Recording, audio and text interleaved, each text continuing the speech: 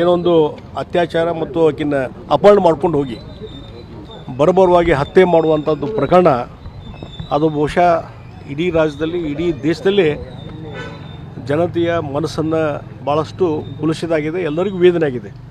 ಈ ರೀತಿ ಘಟನೆ ಆಗಬಾರ್ದಾಗಿತ್ತು.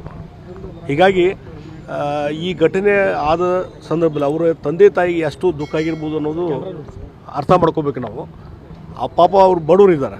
ಅವಳು ತಾಯಿನೂ ಕೆಲಸಕ್ಕೆ ಹೋಗ್ತಾಳೆ ಬೇರೆಯವ್ರ ಮನೆಗೆ, ತಂದೆನೂ ಪೇಂಟಿಂಗ್ ಎಲ್ಲ ಮಾಡ್ಕೊತಿದ್ದಂಥ ವ್ಯಕ್ತಿ. ಹೀಗಾಗಿ ಅವಳು ಕೆಲಸಕ್ಕೆ ಅಲ್ಲಿ ಮನೆಗೆ ಹೋದಾಗ ಆ ಕೆಲಸದ ಮನೆಯಲ್ಲಿ ಅಲ್ಲೇನು ಕಾಂಪೌಂಡ್ ವಾಲ್ದಲ್ಲಿ ಆ ಹುಡುಗಿ ಅಲ್ಲಿ ಆಟ ಆಡ್ತಿದ್ಲು.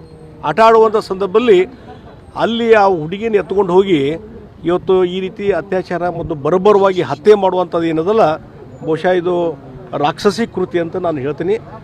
ಈ ಹಿನ್ನೆಲೆಯಲ್ಲಿ ಪೊಲೀಸರಿಗೂ ಅವತ್ತು ನಾನು ಕೆಲವು ಹಿರಿಯ ಅಧಿಕಾರಿಗಳ ಜೊತೆ ಮಾತಾಡಿದೆ. ನಾನು ಇಲ್ಲ ಇಮಿಡಿಯೇಟ್ಲಿ ಆ್ಯಕ್ಷನ್ ತೊಗೊತಿದ್ದೀವಿ ಅನ್ನುವಂಥ ಮಾತನ್ನು ಅವ್ರು ಹೇಳಿದರು.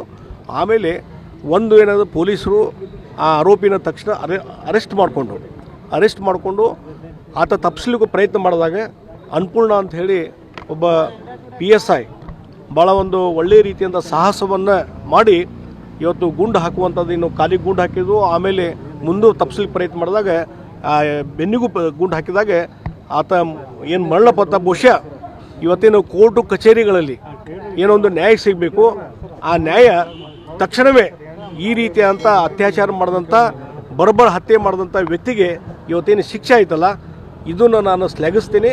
ಮತ್ತು ಈ ರೀತಿ ಸಾಹಸ ಮಾಡಿದಂಥ PSI ಅನ್ನಪೂರ್ಣ ಅವಳಿಗೆ ನಾನು ಅಭಿನಂದನೆಗಳನ್ನು ಸಲ್ಲಿಸ್ತೀನಿ.